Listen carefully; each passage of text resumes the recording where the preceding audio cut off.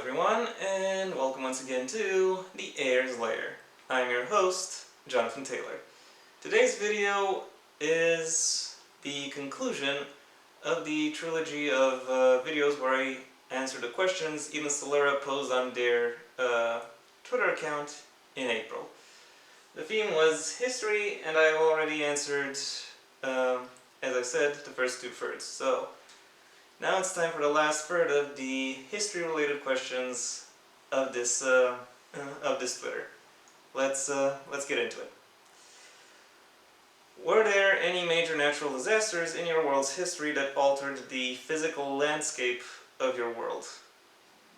That would be freaking huge, come to think of it. If so, how did that affect the civilizations that existed at that time in history?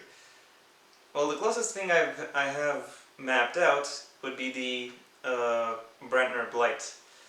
A blight that struck a majority of the crops that grew within the Northern Empire. Towards the end of the Brentner dynasty, it actually caused the rebellion that led to the end of the Brentner dynasty. So that is a civilizational change that occurred. When it comes to other such phenomena, well, the closest thing I could think of was maybe some rivers suddenly changing course, or maybe a large enough earthquake causing a rift, something like that. But really, I haven't really thought of anything of anything within that direction, or what kind of consequences would result from that. So yeah, the closest I got for you is the Brentner blight. How often have the borders of nations, cities, etc. shifted throughout history? The answer is quite a few times. Did they change as a result of war, changes in the land itself, or consequences of developing societies? Well, cities have shifted their size around quite a few times. They've grown, they've shrunk, they've taken in certain districts, they've expelled others, and there's a whole series of reasons for that. Not really gonna go into that, mostly due to administrative reasons. Nations do in fact grow, and most of the time that growth occurs through conquest. There haven't really been a lot of peaceful annexations within history. As for changes in the land, well, they don't really happen. Sorry, or at least they don't really happen to the point where they would cause the kind of change that the first question hints towards. Next up, are there any famous people in your world's history who are famous for something related to entertainment/performance? I'll get back to you once I tell you about the follow-up. If so, how widely known are they? What did they do/perform? Well, because of the way the economic structures, the economic and cultural structures are set up within my society, there aren't really a lot of people who are widely known as when it comes to performances or entertainment. They are mostly stuck as local celebrities. Sometimes you have someone who's a local celebrity in more than one place, but still, speaking of them as being widely known is kind of an exaggeration. And also, these people can be basically anything: actors, athletes, sculptors. Surprisingly common. And keep in mind, I have a magic system that allows one to make sculptures almost instantly, to the point where creating the sculpture actually becomes a performance piece. So yeah, there are a bit more of those guys, and that are well known in my fictional world than there are in the real world. Moving along, are there any expressions/idioms in your world that arose from a historical event? If there are, I haven't really thought of any. If so, what is the expression, and how did it gain popularity common usage. Well, there is one thing I mentioned about certain cities starting wars over buckets, or more precisely over who should have ownership and therefore use rights over that bucket. And because of that, starting a war over a bucket means making a big deal out of nothing, and war over buckets is basically a synonym for a useless argument. It's not a universal expression. It's more specific to what is currently known as Savinston in the world, because that is where this phenomenon has been most has occurred most frequently. Okay, next question. Are there any aspects of your world's history that everyone knows happened but are not ever spoken about for various reasons? Well, mostly yes, but the answer isn't really something notorious. It's more like, well, yeah, it happened, so what? If so, what happened? Well, most of recorded history, for one. But if you're thinking about something that is particularly gory or destructive, that also happens, but it's not really acknowledged because, well, again, it is not really of importance for most people.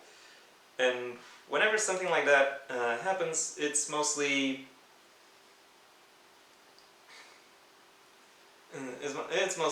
what we would describe as genocide. What we describe as a whole slew of people just getting killed off.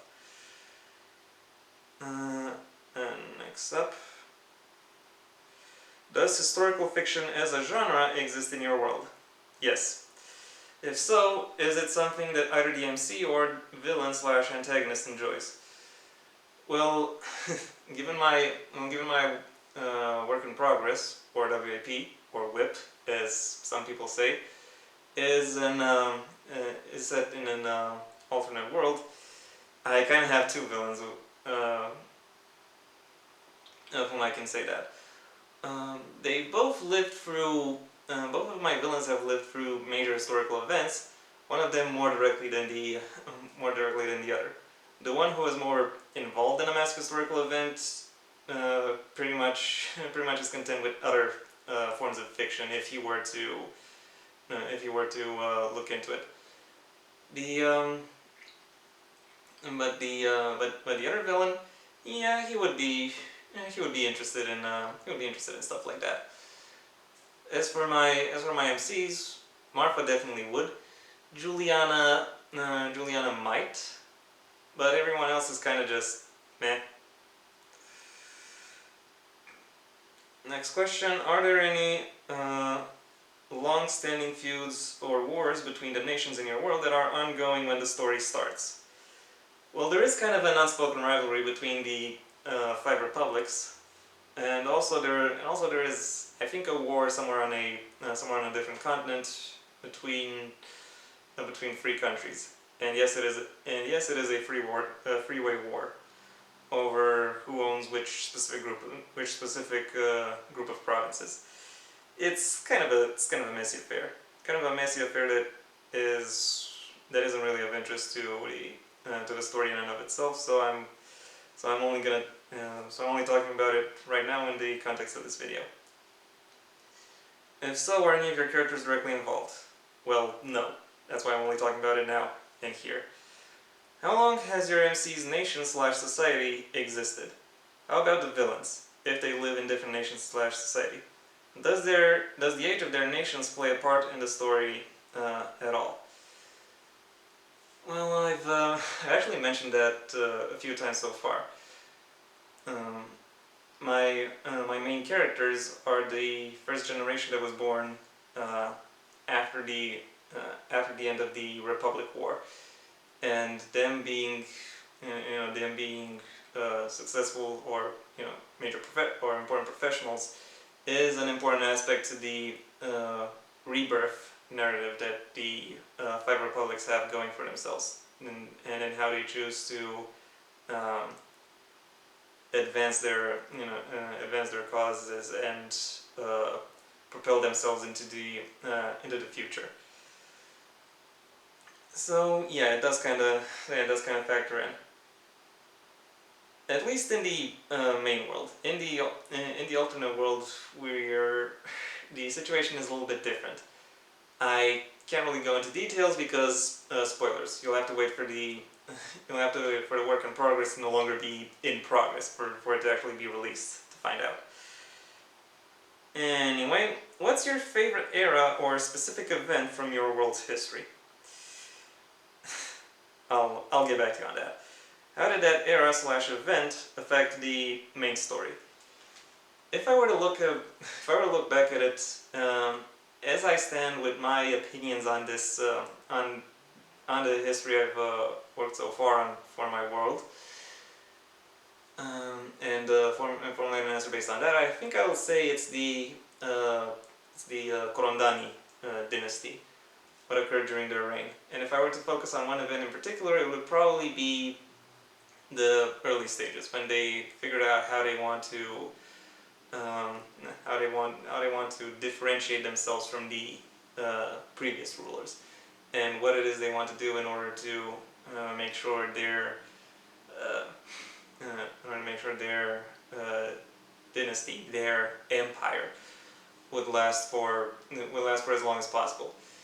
Mainly because I included a lot of things I probably would have included, but yeah, I've allowed just enough gray area to where they could evolve or regress to the point where they would have to be violently overthrown 300 years later.